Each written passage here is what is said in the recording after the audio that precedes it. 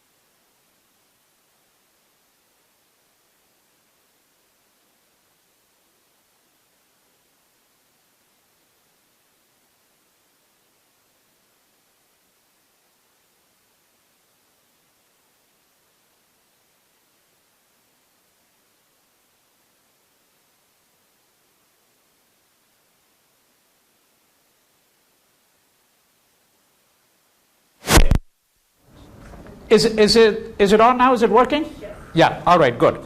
Okay. So you know, this, as I said, gives you some idea of the migration to indentured migration to one destination, and now this is a very interesting photograph.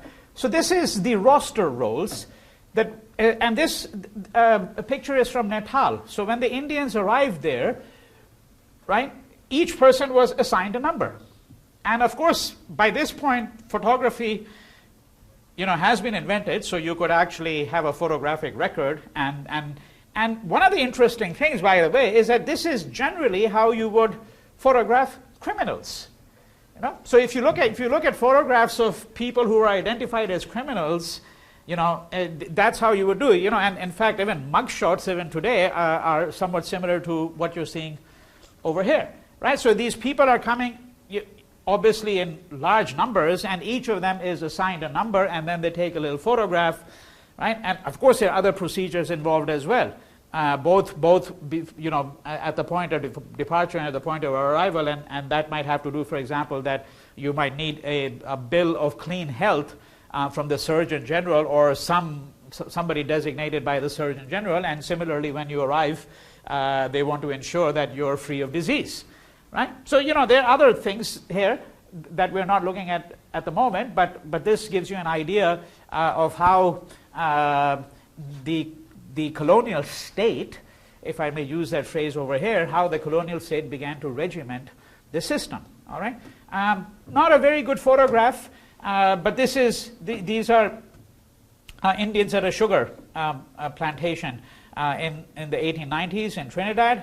And this is, by the way, most of these you can find, you know, on the internet. The resolution is not very good, which is one reason you're not really seeing very clear images over here. So this is actually a sketch of the arrival here, not of Indians, by the way, but of slaves. You know, just giving you by way of comparison, okay, what kind of images were generated of the arrival of slaves.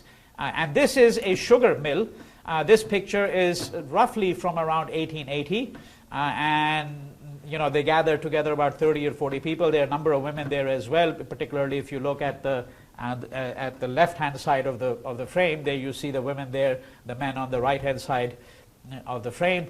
There would be some families, although you do not see very many children here. The proportion of females to males was very low, but then as the community gets settled down, the proportion of females starts to obviously increase. Okay, and this is a photograph from Guyana. The caption on the original photograph is "East Indian women cooking rice." Okay, and finally, this is a man's emigration pass. Right, I'm going to speak a little bit more about this later on, because there are different kinds of passes we're talking about. One was, you know, when you actually left. Okay, so when you actually left India, and so the emigration is that, you know, this means that this man is now clear to leave. The system becomes more and more well regulated over a period of time. So when they initially started it, you know, in the 1830s, 1840s, it was less regulated than it was going to be obviously later on.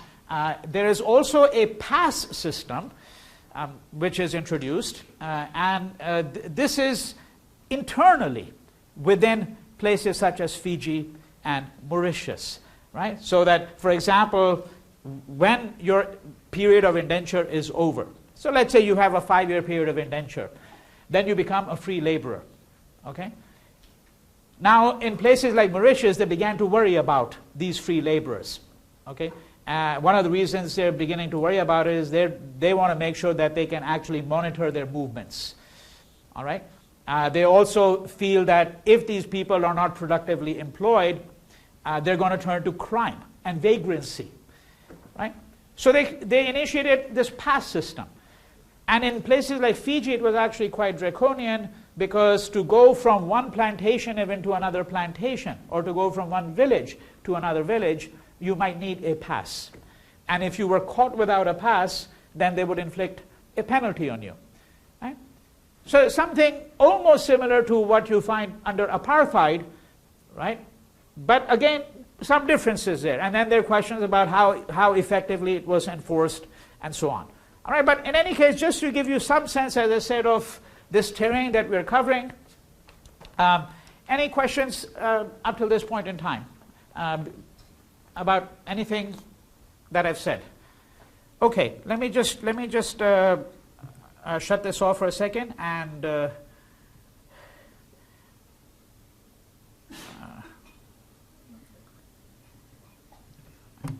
all right. Okay, so I want to speak a little bit more about the indentured system.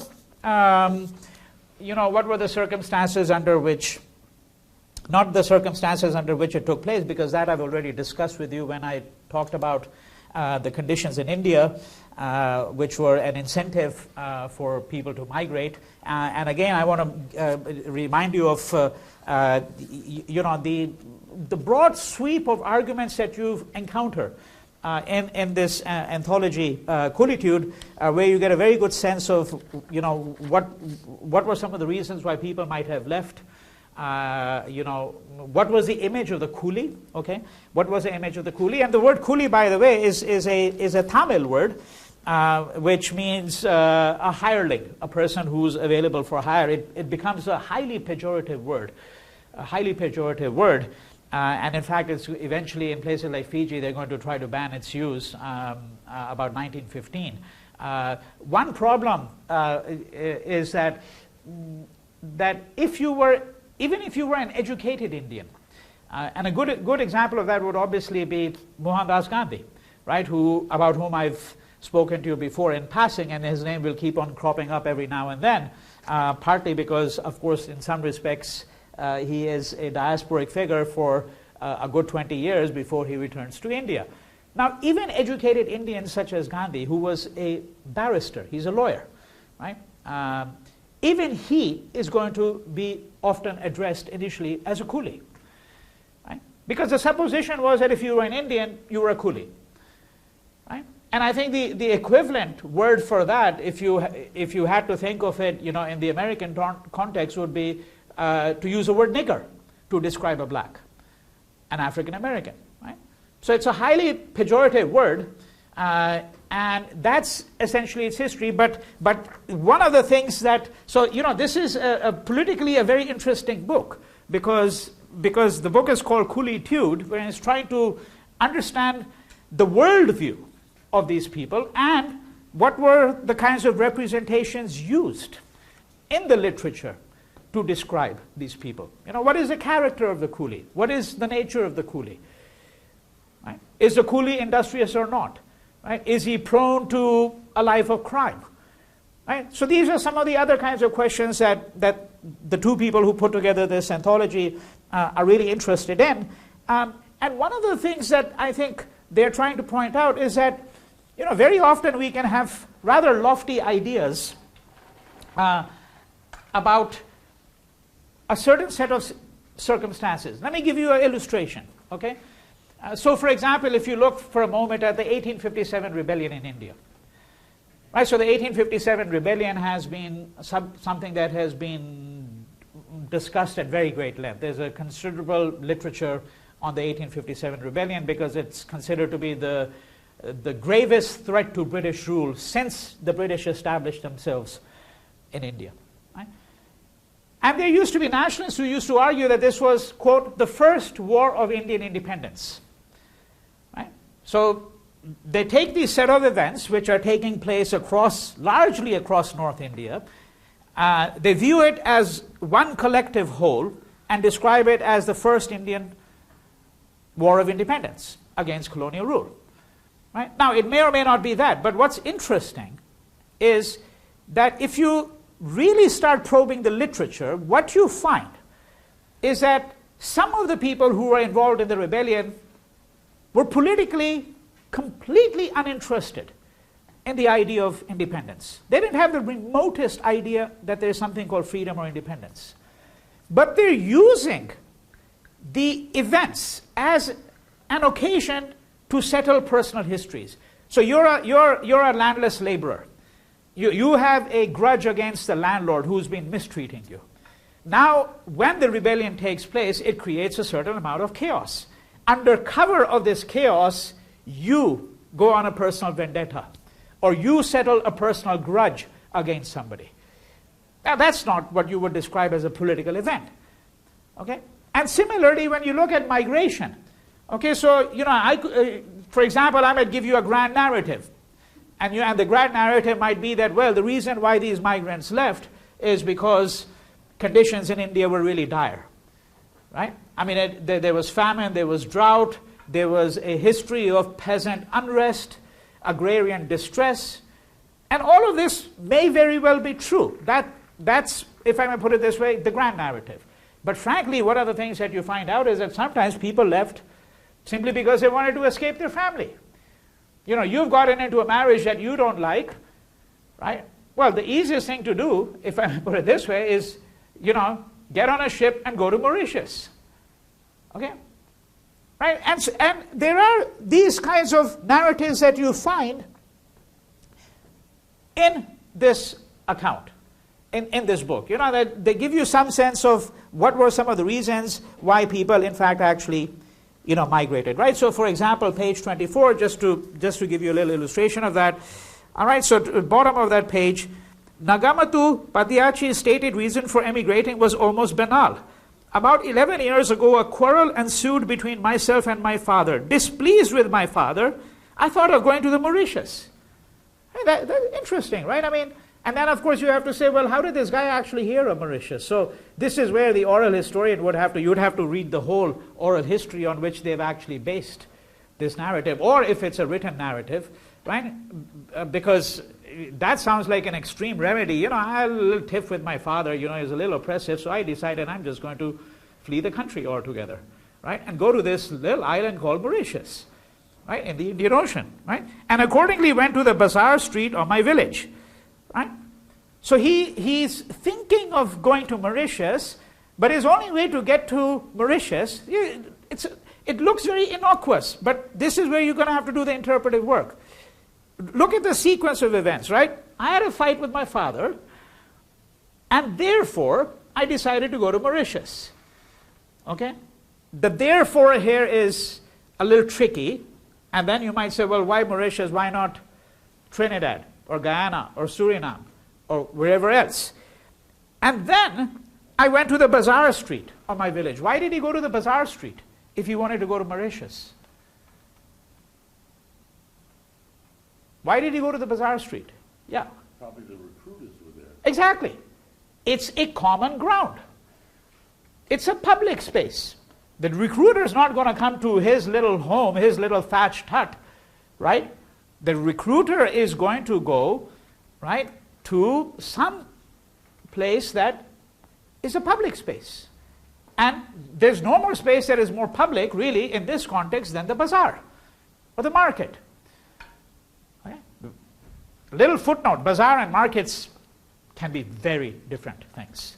Okay, but I'm just using it casually here as synonyms because, for example, the idea of the modern individual as market-driven, right? Where now everything is a market, because the minute you get into any enterprise, the first thing people think about is, well, how do you market the product, right? Bazaar is a local space, and a community develops there.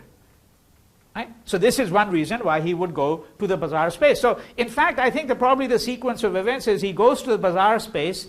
What else do you find in the bazaar?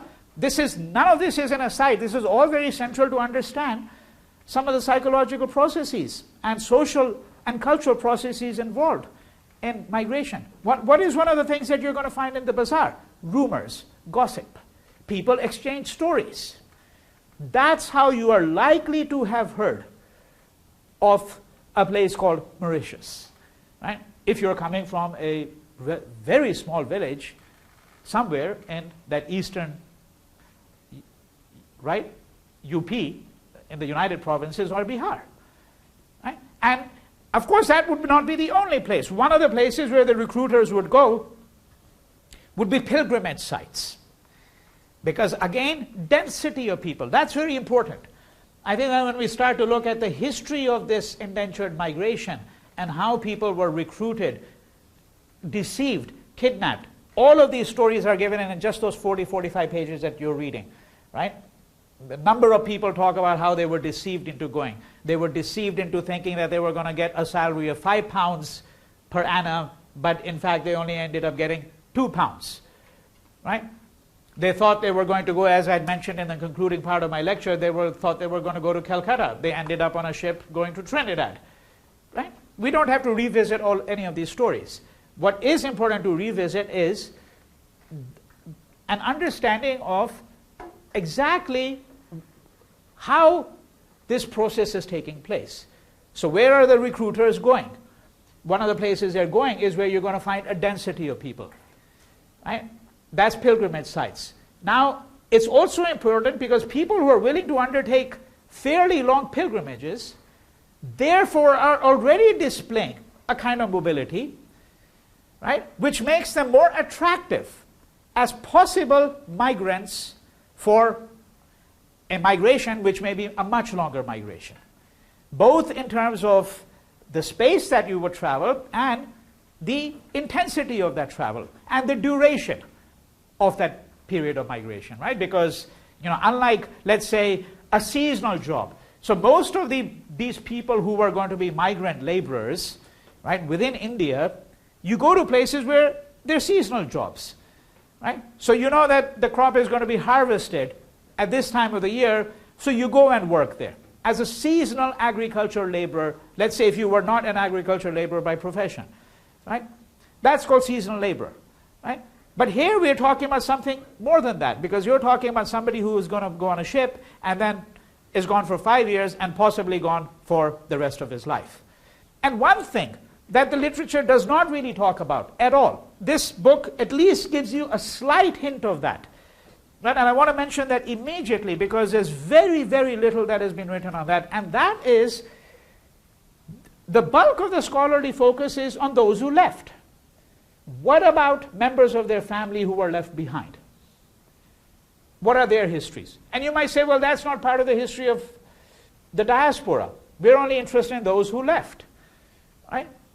But clearly, if we're saying that there's some kind of interconnected histories here between the place you leave from and the place you go to, then it's also important to think about, right, the families they left behind.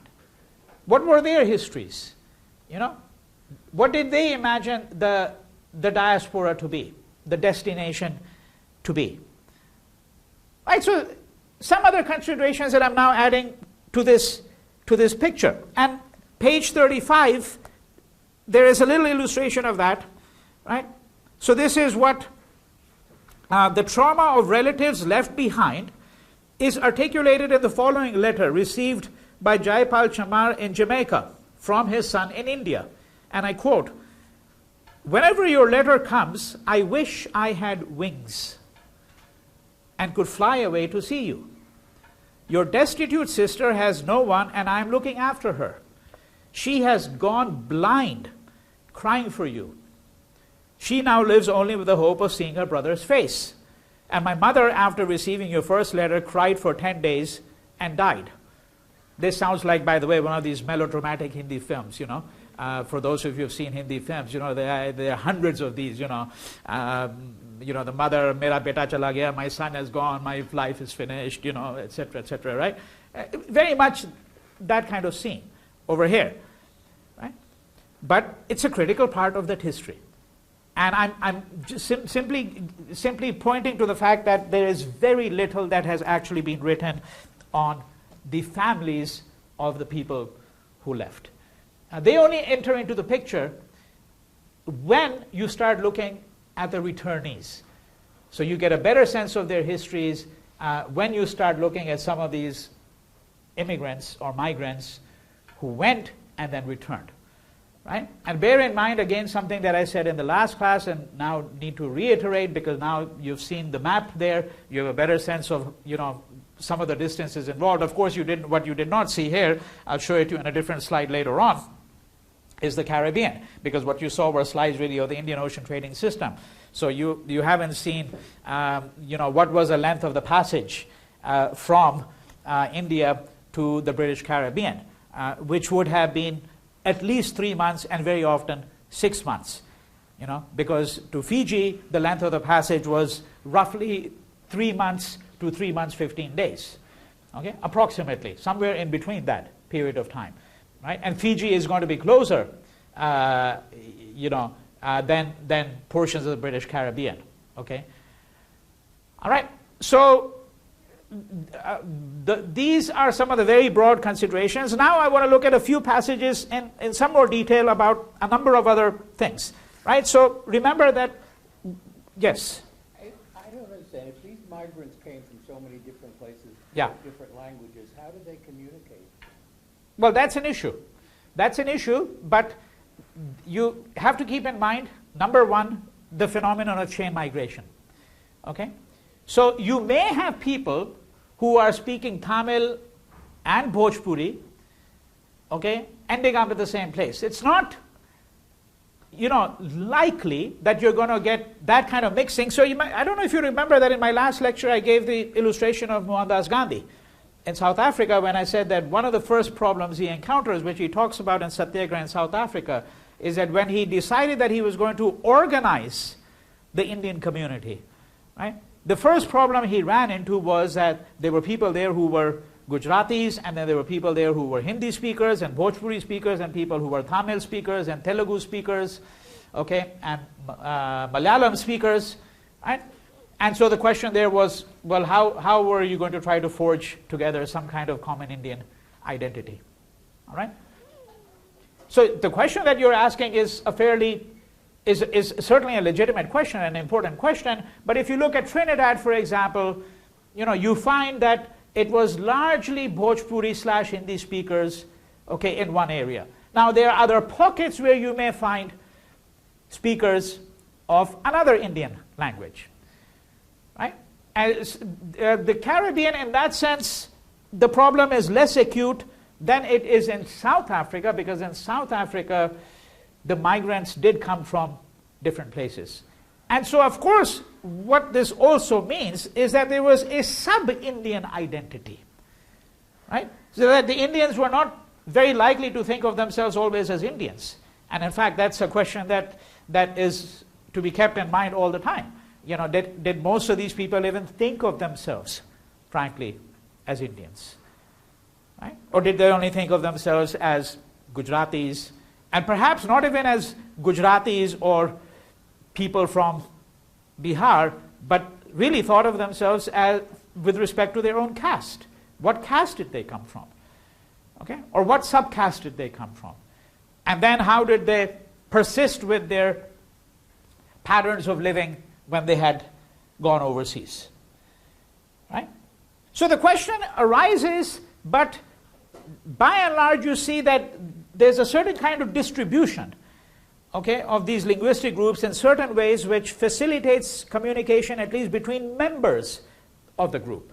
And then if you go to places like South Africa today, the link language obviously is not any Indian language at all. The link language is English, right? Just as the link language in Trinidad is going to be English today, right? All right, okay, so let's go back to some of the questions. So, as I said, first set of considerations. Now, I think you have some sense of how these people arrived at the port, right? So, as I said, they're being recruited, they're being kidnapped, perhaps. That narrative doesn't have too many takers today. I think deception is probably the better word. There seems to be insurmountable evidence that a number of people were deceived, okay, into going. Page 19, I just want to again alert you to a few passages over here. So this is a woman who's described as an early recruit to Mauritius, so probably, 1830s, late 1830s, maybe 1840s. So there was a period of time, by the way, between I think it was 1838 to 1843, for about 4 years, when migration to Mauritius was going to be suspended. And it was going to be suspended for a number of reasons. Partly it had to do with labor supply, partly it had to do with objections coming from liberals in Britain, right? Because remember, when slavery was abolished, it was abolished partly because of the efforts of the abolitionists in Britain. And so some of these abolitionists, when they saw the commencement of the Indian indentured system, immediately said, well, how is this really different from slavery? Right? So there were people who were beginning to object to the system of indentured labor, saying that, well, this is really a new form of slavery, Right? So there's a period of time when migration is going to be, indentured migration to Mauritius is anywhere, not just to Mauritius, anywhere is going to be suspended a very short period of time, and then it's going to be restored again. If you look at this migration, okay, so when he's speaking about the person that he's saying an early recruit, early here probably suggests, as I said, 1830s, 1840s, right? And there's a long quotation from her, so I'm just going to read out the last portion of this. I was told, says this woman, I could get 10 rupees a month, wages, food and clothing, and that I was to serve a gentleman and lady who were proceeding in the ship I was to embark on. So in other words, she is actually going to accompany probably some, upper class couple, okay? And that's what she's been told as their maidservant. I asked how far marriage was. Marriage here is Mauritius, okay? They said 5 days' journey. And that if I pleased, I could remain in service there or return. So she's being told that she even has a choice, that she can go to Mauritius and then if she feels, she can come back, right? They thus deceived me and got me on board, right? So common story of, as I said, this kind of deception. So circumstances under which these people are going, I think, are reasonably clear. There's a larger meta-narrative of what's happening in India, economic distress, famine, all of that, unemployment, and then their individual life stories. And within that, keep in mind the caveat that I've already given you, that there might have been, in fact, multiple reasons for going. Now, for some places, if you had to go to Mauritius or Trinidad, there was a difference. Mauritius was much closer. Okay? The planters, I think there was a question that was asked in the last class, who was actually paying for these people? And one of the things I'd mentioned, I think you had asked a question, one of the things I'd mentioned was that very often it was a plantation owner. Okay? And the plantation owner would offer a bounty, and this bounty would then be given to the recruiter or to the agent. Okay? Now the difference is that because Mauritius was close by,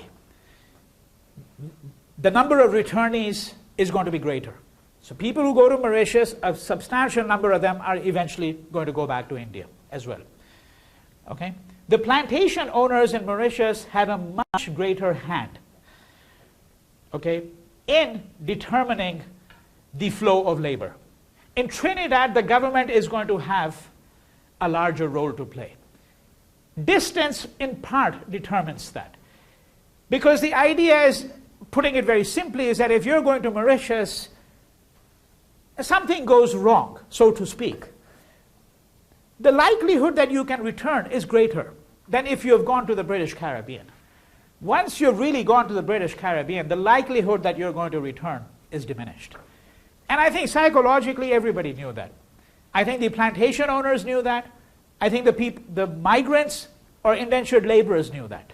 Once they had arrived, they might not know that when they board the ship, because they have no idea how long this passage is going to take. But once you've been on that ship and you've gone for 4 or 5 months before you arrive in Trinidad or Guyana, I think the likelihood that any of these people would actually return is going to be very small. And we know that the number of returnees from the British Caribbean was really very, very small compared to a place such as Mauritius. Okay? So this difference is important.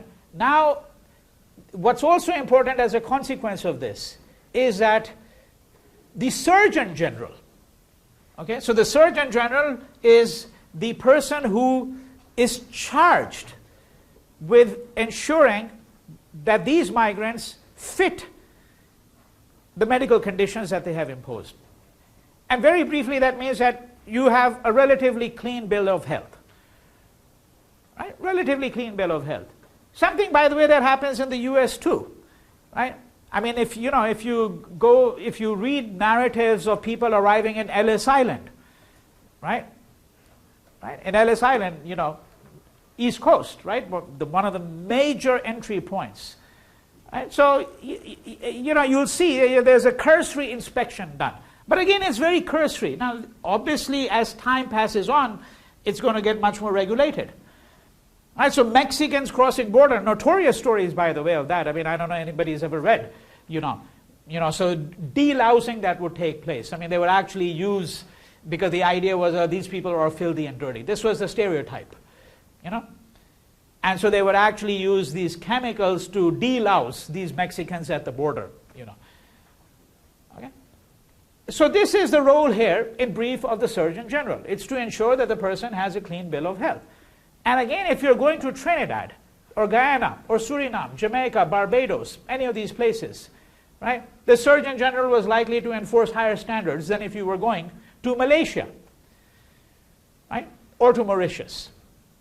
And I think, as I said, partly it had to do with the proximity, partly it had to do with the strength of the plantation owner lobby, which was much greater in places like Mauritius, and they were not keen on this kind of intervention. They didn't want so much government regulation. Okay? And the role of the government of India here is an interesting one. When I say the role of the government of India, I'm talking about, of course, the role of the government of British India, because India is, remember, a colony. Right? So India is not an independent country at this point in time. I think the role of the Indian government initially is that of what you might describe as laissez-faire. We're going to leave things. We're not going to really meddle very much. Okay? Now this is going to change over a period of time, and I'm generalizing here because, again, it's going to vary from one place to another. The role of the government, their thinking with respect to Mauritius, Indians going to Mauritius or Trinidad or Malaysia is going to be different in some respects. So I'm going to have to generalize here. But generally, the attitude initially is one of something that, as I said, can be described as laissez-faire, that we're not going to really intervene. However, when the pressure to intervene becomes greater, why does the pressure to intervene become greater? Because there's concern about how these migrants are being treated, okay? The role of indentured labor in the various colonies, pressure from the abolitionists, from liberals, right? When we move into the late 19th century, so now we're talking about 1880s, 1890s, now we have a new factor, and that is the emergence of Indian nationalism. Indian nationalists are going to get on board, and they're going to demand that something be done about the system of indentured labor, because they see it as a kind of servitude. Right? So from the 1830s to the 1890s, moving into the early part of the 20th century, obviously the pressure for the government to intervene is going to become greater. One reason, even in the early period, there was some pressure. Additional reason for why there was pressure for the government to intervene is that very often this labor was recruited on the false pretense that the government of India was going to ensure the safety of these people. And so when, in fact, a certain onus is put on the government, it obviously has to do something, right? So these are some of the considerations touching upon the role of the government, including the medical inspector or the Surgeon General. Okay, then we've got the passage, right? Because in my previous lecture I had said, well, these are the broad categories, and then when you, and we said we would look at some of them in greater detail. So now when you start looking at the passage, here again the obvious point being that the passage to the Caribbean raises different kinds of considerations, or the passage to the Caribbean. Right? There's a passage here, let me see if I can find it, where it's described by one of the people, page 41. Okay, you might want to look at this passage later on, because it describes what happened. Now, the person who wrote this, by the way, so this is not from our oral history, this is from a book written by Totaram Sanadhya, who actually wrote one of the first great books. So he was himself, by the way, an indentured laborer. and he wrote an account of his years of indentured servitude in Fiji, so it's almost like a classic of the literature. So this is how he described the voyage. Quote, "Twice a day, we were given a bottle of water each to drink, then no more, even if we died of thirst. It was the same about food. Fish and rice were both cooked there." Now, if you were, by the way, a Brahmin and you were a vegetarian, that's a little problem here, right? But of course, the number of upper caste Brahmins who migrated is going to be relatively small. Right? The bulk of the people who are migrating are going to belong to the lower castes, although it must be said, and I think that the evidence there is clinching, it's quite decisive. It is not the people who belong to the rock bottom of Indian society who are really migrating. Right? And the reason why they are not migrating is that they don't have any of the resources, right, to be able to migrate. I mean, these are so the people who are actually migrating are, not surprisingly, people like the Kundis or the Marathas, who are people who belong to the agricultural castes. Right? So this is where the relationship with agrarian unrest and all of that is important. These are people who are, suffering immensely. They're used to mobility if they're agricultural caste, because they go here and there as seasonal laborers when, they can help out in a farm somewhere 25 kilometers away, they'll do that. Right? And they have incentive to go. So the record shows very clearly that the greater number of people who left are not people who are at the rock bottom, because sometimes you encounter a liberal argument to the effect that, well, the people who left were people who had absolutely no options left in India at all. That, because they belong to, as I said, the lowest strata of Indian society. Well, that doesn't really seem to be the case. Although there are, I think, again, some regional variations that we're going to find. Okay? So here's a problem that we just have to put on the side just for a moment. I'll return to it, and that is a question of, food on the passage. Right? And what happens to your caste? Two separate questions. Related at some point. In some ways they're related, obviously, but they can be treated as analytically separate if we're looking at caste as a whole. Fish and rice were both cooked there. Many people suffered from seasickness. Those who died were thrown overboard.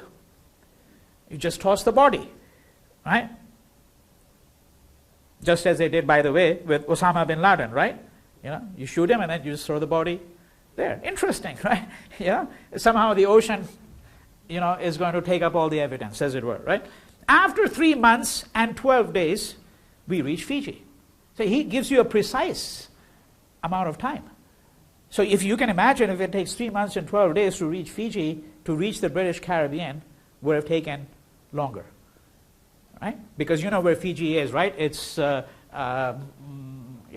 just rough guess, maybe 1,500 nautical miles east of Australia, okay, right? And about 1,000 nautical miles, from New Zealand, okay, in the Pacific, right? It's a very, very small place, right? So now, a couple of questions. Just if we go back to this passage, question of food. Okay, what were the provisions?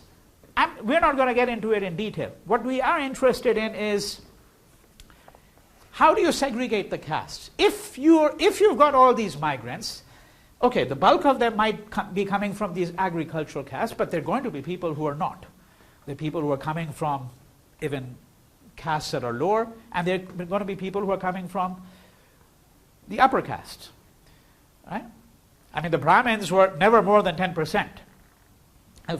Some of you here might not have the remotest idea. Maybe I should actually tell you who these people are, because I shouldn't assume, since you're not required to have any knowledge of Indian history, what I mean when I speak about these castes, okay? And this is a general discussion that you'll have to keep in mind, because one interesting question that comes up in the literature is, what happens to the institution of caste in the diasporic setting?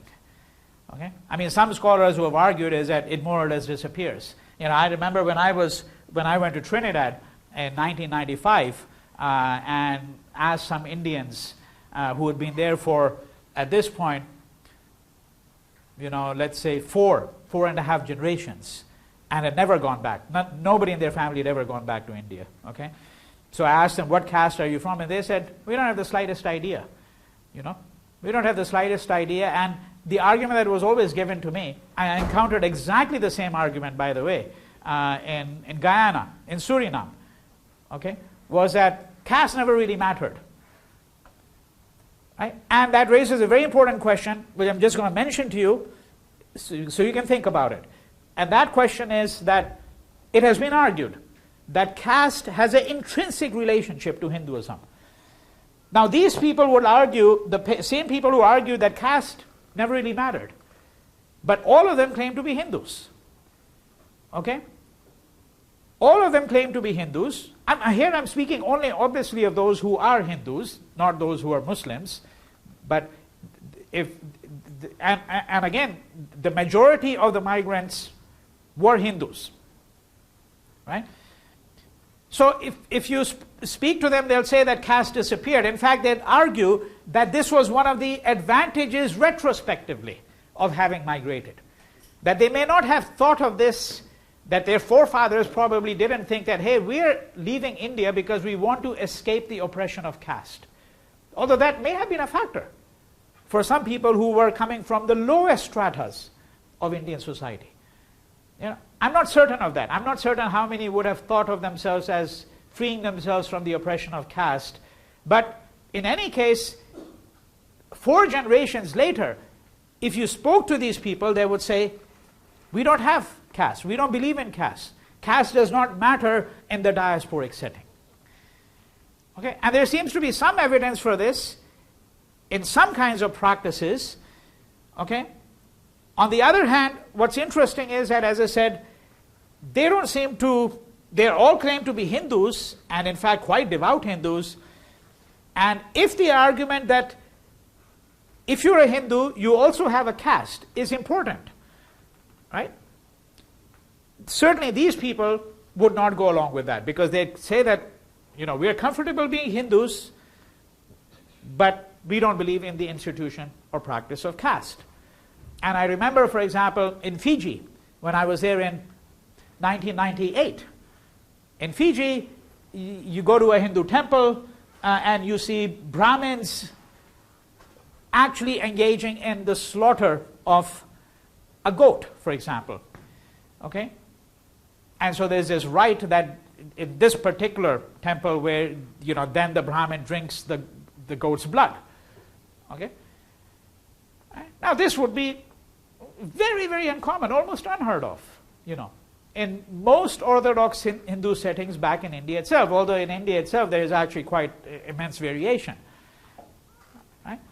So the big question here is, and I'll get back to this in a moment, is what happens to the institution of caste in the diasporic setting? Should we go along with the narrative that these people have themselves put forward, and that narrative is that in the diasporic setting, caste really disappears? Yeah. Doesn't that make perfect sense?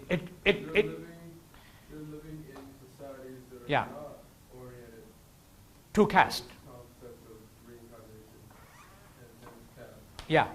They're living It could, but there are a few problems there. So, for example, you can argue, sociologically speaking, that particularly disempowered communities, which is what they were, when we start looking, for example, at what is their position in these societies. Okay? So there's obviously going to be problems of discrimination, racism. Now, in those settings, you need leadership. Right? Who would provide the leadership to these communities?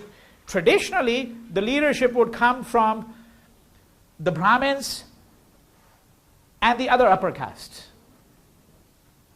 Right? So in some ways, you could say that the Brahmin is going to become more important, because when you are rudderless, you're adrift in a foreign setting. You need somebody who is a source of traditional authority. I'm saying that could be argued that way, right?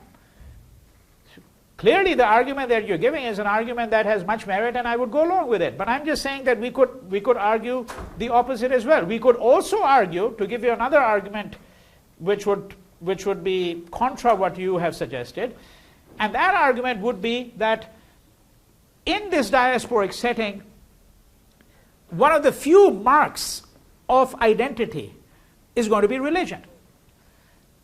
Right? Religion. Why do people consolidate their social lives around religion? So, for example, I would argue, if you look at the United States, the Hindu community in the United States definitely consolidates itself around the idea of religion, as does the Muslim community. Okay? And if you do, then the question is, well, who provides within that framework, right, the kind of traditional authority that you find within organized religion? So it can be argued both ways. And I certainly think that in some respects, maybe what we'll discover is that in some respects the importance of caste diminishes, right? And in other respects it may not, even though it's not acknowledged by members of that community. It's possible to argue that. I think you had, Anjali, you had... Basically going to say what you just pointed out, that in a lot of Western societies, Yeah. You talked about how there's kind of this movement back towards this traditional culture, even Yeah. if there's certain things that aren't part of like Yeah. the culture in India anymore. Yeah. But just trying to hold on to that, and I think caste is a part of that. It might not be true in like Fiji. Yes.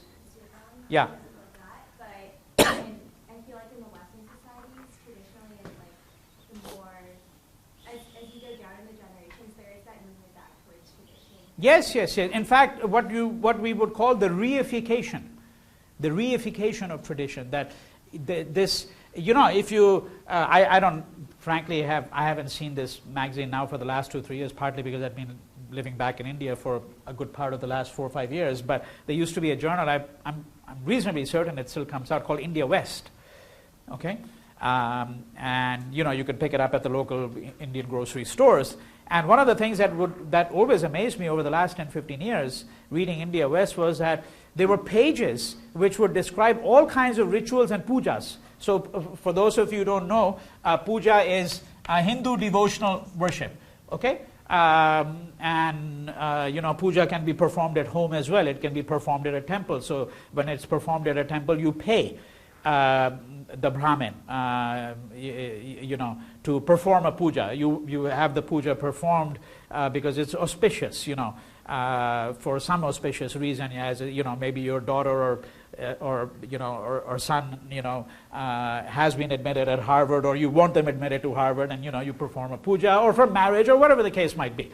Okay, right? And what was interesting was that this India West, they would describe all kinds of pujas I'd never heard of in India. Never heard of them, for all kinds of reasons, and using all kinds of arcane rituals which I'd never heard of. And here they seem to be performed fairly regularly. Right? And of course, a puja cannot really be performed by just anybody. Right? I mean, in principle, it's supposed to be performed by a Brahmin, and this is where ritual authority comes in, because the Brahmin might end up saying all kind of mumbo jumbo. I refuse to believe, by the way, that most of the Brahmins who, you go to the temple and you pay your little obeisance and you think the Brahmin is reciting pure Sanskrit, half of them really are not versed in these matters properly, right? But nonetheless, the Brahmin is the traditional repository of authority. Okay? So we're not settling this question. We're just simply trying to say that, because remember where we started off from 5-10 minutes ago was, what happens to the institution of caste? And that question arises on the ship itself, even before you arrive in Trinidad or Guyana or wherever. How do were these people all segregated on the ship according to caste? Right? And what about their facilities? A Brahmin, if an Orthodox Brahmin will not eat, food that has been cooked in the utensil from which an untouchable is also going to be served. That's one reason why there is an insistence in some of these passages where the person says, okay, that I only ate uncooked food. Okay? So in many Hindu households, observing Hindu households even today, within the same family, if, let's say, the male member of the family eats meat, but the women don't, the meat will always be cooked in utensils which are separate. You know? Quite common. Okay? So, how do you observe all of these kinds of regulations, right, and restrictions on the ship? And to that extent, so the comment that was made at the back of the room, the argument could be right, that perforce there is a diminishment of caste, whether you like it or not. And then over a period of time, these people probably become accustomed to the idea that, well, caste doesn't really matter, caste restrictions really don't matter, so forth and so on. I mean, so for example, let me read a very different passage, not related to caste, but a consideration that's very important, okay? And you'll see its relationship to caste, okay? Right? An English Baptist missionary, page 59, an English Baptist missionary to Trinidad stated in 1866. So we're now talking about 20 years after indentured migration had started to Trinidad, that most coolies, that's the word, right, bettered their condition by going abroad. And this book has a number of passages where the coolie says that I was better off in Mauritius or Fiji or wherever than I was back in India. Okay, but that's a subjective experience. When our task is to look at this phenomenon as a whole. That would be like some African Americans saying today, you know, look, my forefathers were brought here as slaves, but I'm better off than most Africans back in Ghana or Somalia today. Look at what is happening in Somalia. Am I not a lot better off? Right? Now, we would begin to have some serious questions if we started looking at this phenomenon in this way. Right? Okay, but let's take it at its face value here. An English Baptist missionary to Trinidad stated in 1866 that most coolies bettered their condition, and more importantly, and this is the passage I want to underscore, they have been delivered to a great extent from the intolerable yoke and curse of caste, end quote. Right? But remember, who's making this statement? An English Baptist missionary. This is not a neutral observer. Right? I mean, because the missionary's task is to convert people, particularly heathenish Hindus. So of course he's going to say these people are better off. Right? So this is where you have to read very attentively, because this is not a neutral observer. What is interesting is the next passage, because there you begin to see that actually, in some respects, this whole experience may have been liberating. Not necessarily with respect to caste, maybe with respect to caste as well, but liberating in other ways. Why? Oliver Warner measured the difference in a physical manner, noting that a coolie leaving India would touch his feet, while one returning home would shake his hand. Marvelous, right? Because when you shake hand, the idea is you're equals. But when you touch someone's feet, in India, there are 2 or 3 different contexts in which you touch someone's feet. You touch the feet of your guru, that is your teacher, or your parents, or revered elders. That's one context.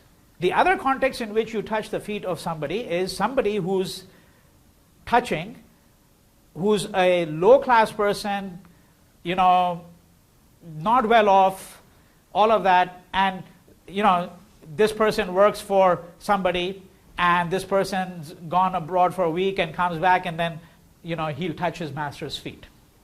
Right? It's a hierarchical relationship, deeply hierarchical relationship. Right? But a different kind of hierarchical relationship than the student to the teacher. That's a hierarchical relationship too. Right? But a different one. Right? So here the suggestion is that let's put it in a different language, that what this experience did was it democratized the social situation.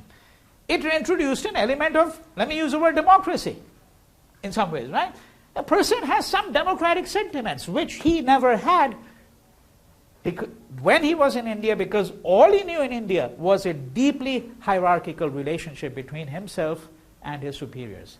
Now, he doesn't think only of inferiors and superiors. He thinks of equals. He thinks of equals. And so when he comes back, this is the returnee. He extends his hands and says, I'm going to shake your hands. Little passages which I think are extremely telling. All right, but let me just go back to this for a second, because I want you to keep this in mind whenever we have a discussion of caste, so that I don't have to repeat this. So, according to the textbook view, and I want to underscore the phrase textbook view of caste. So when I say textbook view, so let's say there's a text. I don't have to make up this text, it exists. It's called the Manusmriti. I'm picking only one of the more famous texts. In the English translation would be Laws of Manu. So think of Manu, by the way, as Moses, a lawgiver. Only in that respect. Okay? He's a lawgiver. So the Laws of Manu is this huge compendium of several hundred pages about social relations in India. What should be the relationship of all the castes to each other? What are property rights for women and men? Divorce, inheritance, right? It covers a whole gamut of issues having to do with social conditions and social relations, right? Now, that's what I mean when I say the textbook view. This is a text. And one problem is that in the 18th and 19th century, for example, when the English in India were trying to understand caste relations, what did they do? They turned to this book. What's the problem there? The problem is this is a 2nd century AD text. The assumption is that this text will today still explain all the social relations in India that we find in the 18th or 19th century. It'd be like saying, well, let's look at the Old Testament or the New Testament, and let's try to understand social relations in America in the 20th century by looking at that. Nobody in their right mind would want to do that, you know. So that's a textbook view. So the textbook view will say, okay, there's this caste called the Brahmins. Who are the Brahmins? They're the priests. They are the repositories of spiritual authority. Very briefly. Who are the Kshatriyas? The Kshatriyas wield temporal power, not spiritual power. In other words, high-level administrators, kings, governors, rulers, right? They complement each other. Why do they complement each other? Because the Brahmin has spiritual authority, and the Kshatriya is the one who wields material power, temporal authority, right? They need each other. The Kshatriya needs the Brahmin because for all ritual occasions, the Brahmin must be present. In fact, when the Kshatriya gets installed as the ruler, right? The Brahmin has to conduct that ceremony. And likewise, the Brahmin needs the Kshatriya because the Brahmin has got spiritual authority, but who's going to protect him? Right?